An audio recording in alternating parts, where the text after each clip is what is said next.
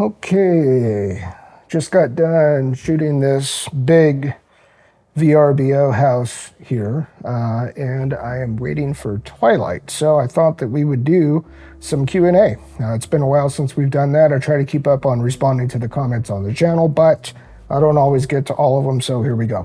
Mankai's Official asks, why Laowa 12mm f2.8 better than Tokina 11-16 f2.8? Can't find any comparisons on your tube. Well, you can't find comparisons because I don't have the Tokina lens, the 11-16 f2.8. The video he was commenting on was one of the older ones where it was on the Blackmagic Pocket 6K, and the Laowa 12mm on the Pocket 6K yields about an 18-19mm perspective full frame. The Laowa 12mm 2.8 is a very well-corrected lens as far as the short distortion goes. It's not a very sharp lens, and I actually have two copies of this lens. I've got one for Sony E mount and one for Canon EF mount. Both of them the stills version, because when I bought them, the Cine version wasn't out yet. I, in retrospect, would buy probably just the EF Cine version and adapt it to Sony if I were to do it all over again, but I really don't use them anymore because they're really not that great. They are very well corrected for barrel distortion, and the colors are okay too. They're not that sharp at all, and they're very inconsistent even between the two copies that I have. You know, colors are okay. They're flare monsters like any lens with a big bulbous front element. I just think especially if you're using full frame cameras and shoot an interior video with full frame cameras, which was an interiors video that he commented on, around that 18mm perspective is where I like to be.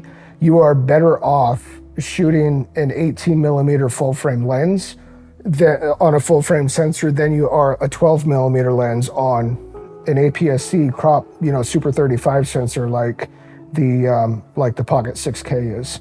And depth of field issues aside, the real reason for that is because it's easier to make a smaller, lighter, better corrected 18mm lens without a big bulbous front element, and you can also run filters on it. D. Harris, he has a stethoscope on his avatar, so probably Dr. Harris. I'm just going to call you Doctor. Impressive on many fronts, gear technique and grade. Do you have any pointers on avoiding panning judder? I see even someone with a portfolio as good as yours has judder from time to time. I struggle with it a lot on my X-T3. Also, any noise reduction in post on this video with that high ISO, so buttery smooth too. Tried to get a tell from the water flow on the sink if this was 60 or 120p. I'm guessing 60. So I typically with the A7S III will not go to 120p. I did at one point in time, really more just for, because I don't like to use NDs, they're just they're a pain in my neck if I'm running and gunning with it. And so I would rather increase the shutter speed, increase the frame rate. Now, when I used to use 120p, it's because I used to try to adhere to the 180-degree shutter rule.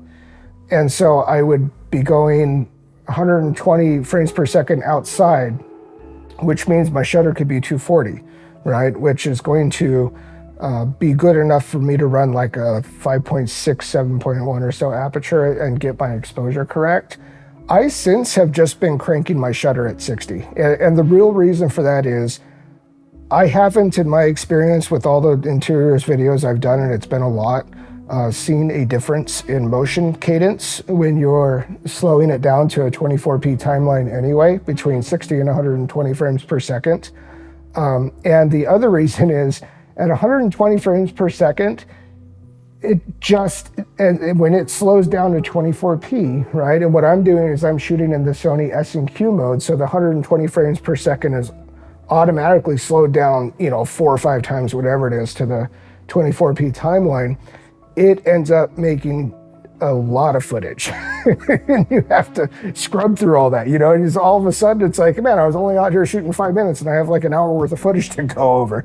So I do it in 60p, like most of my interior videos.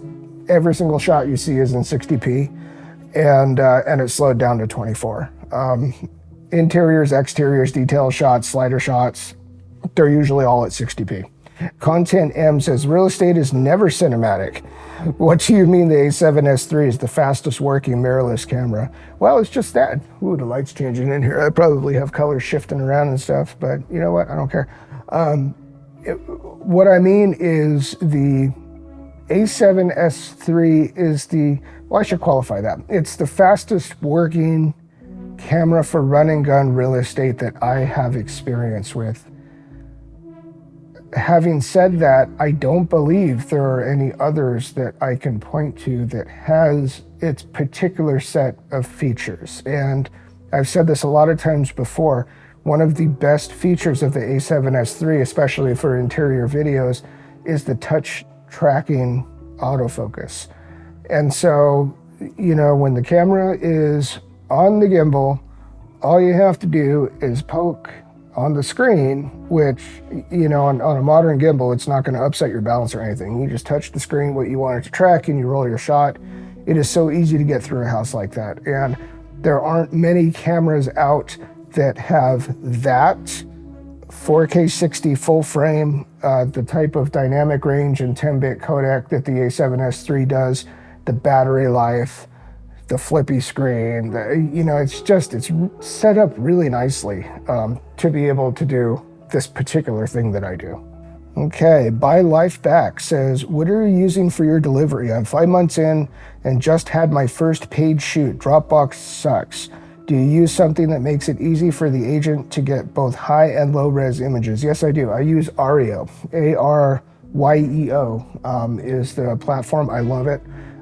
It is thought up and created by a bunch of college tech nerds on the East Coast, and you know, the main guy, their CFO, Brannick, I think the guy's only like in his early 20s, and he started the platform when he was either in high school or college, but pretty like teenager, you know, and they've been killing it. I mean, they've got millions of dollars worth of funding now, and a very large market presence.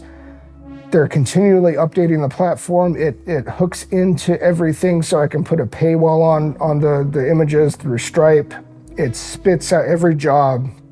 When you define the job as a particular address, it spits out a single property website that you can then either charge for it or not. I just pass it on because I don't do anything. You know, it just, you fill in, or it auto-populates the client's information, whatever you have them set up as in the system, and then using the address will spit out a very slick looking presentation, a single property website, and it will lock everything down. It'll preview everything, but lock everything down behind that paywall is how you can set it up. So I don't have to chase my money anymore. And that was probably the number one biggest relief in going to a system like this over Dropbox.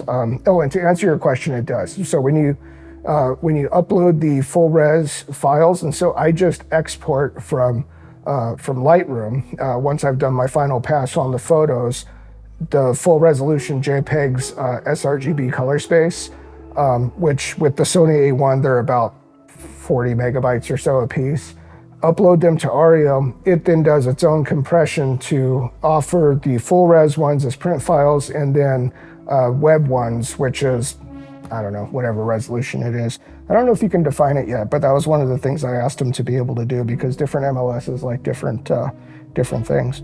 Rathu1, good visuals, bad music choice. The music neither fits the pacing or your edit, or the vibe, or the vibe of your house video. Anyway, great video. Thanks. I'll be sure to consult you next time on music. Andrew Fay, this is another long one, so I'm not going to read it all.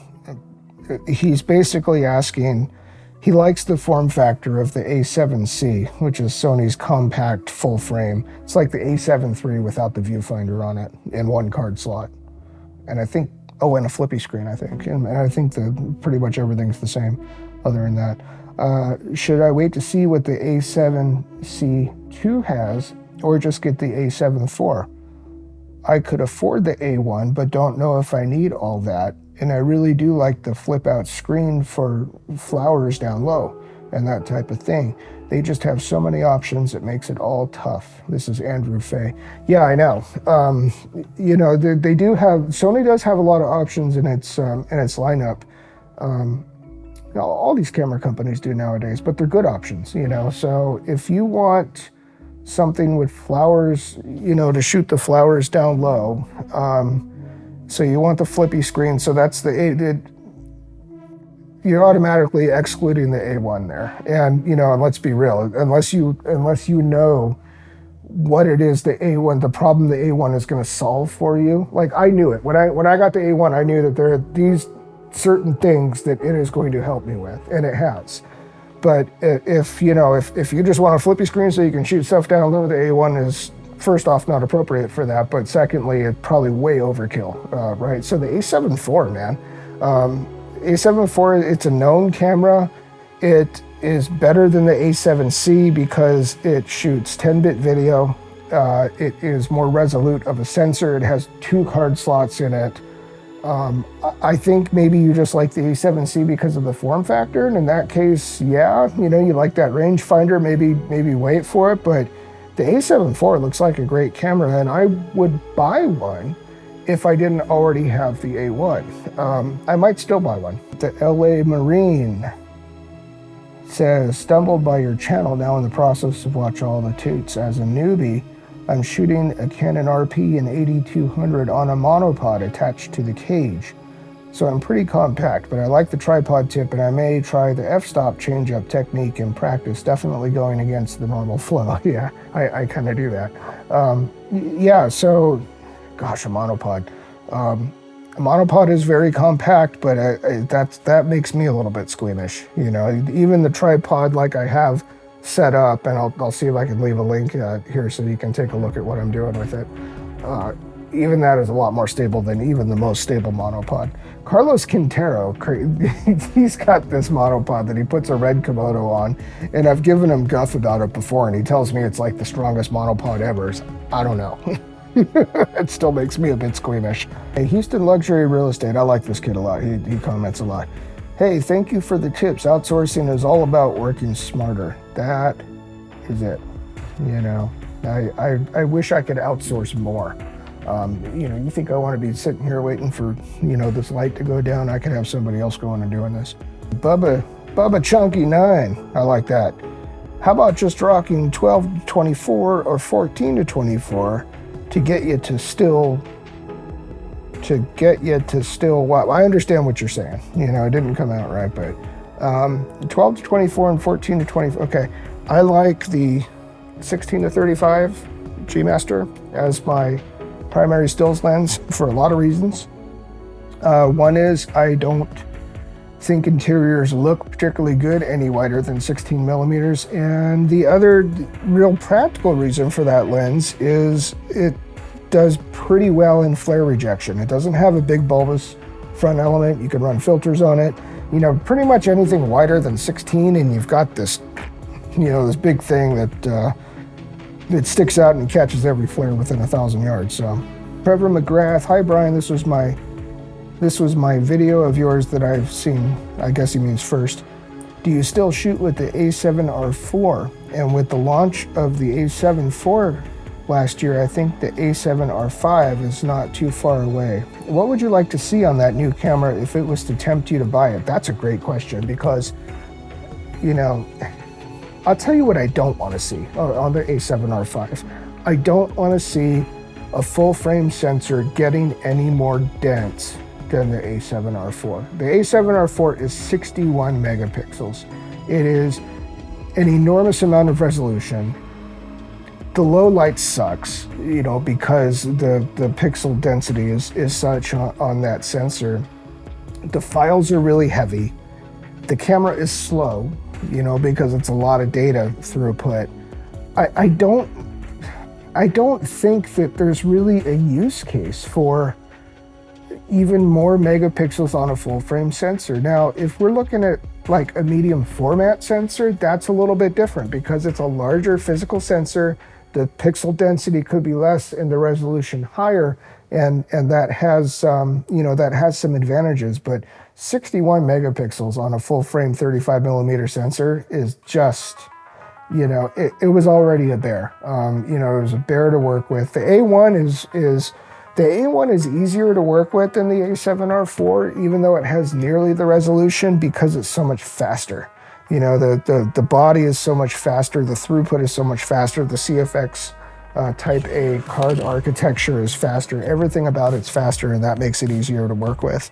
But the A7R4 is a difficult camera to work with. I do still use it. Most of my current YouTube videos are shot with the A7R4, cropping into super 35 millimeter on a 35 millimeter lens, which gives me about a 45 to 50-ish millimeter perspective on it. So 8-bit, you know, because it's YouTube talking head, doesn't matter if it has a bunch of dynamic range or color latitude or whatever. So anyway, it's about time that I should start shooting twilight. So thanks for sitting with me for this Q&A. Leave some comments down below if there's you know, questions that I didn't get to. I didn't get to them all. You know, I just you know, it's a blessing, I think, that I have the audience that I do these days, and it continues to grow. And I like it when you guys interact, you know, because it gives me camaraderie. You know, a lot of times real estate photographers, we're little islands in our market, right? Because we have us and then we have our competitors, but you know, we don't have a lot of camaraderie just out there as we work. So leave some comments below, and I'll see you again soon. Peace.